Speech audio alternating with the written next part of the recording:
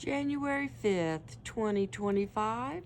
The holly tree has been deberried from the top to the middle before today, and then now the berries are only left on the bottom.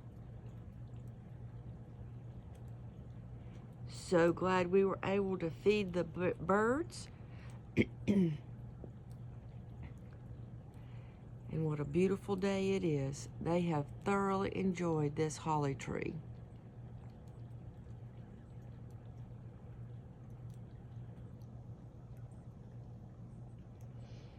It's been a snowy day off and on, and it is like 31 degrees. Woohoo! Okay, see you on the other side.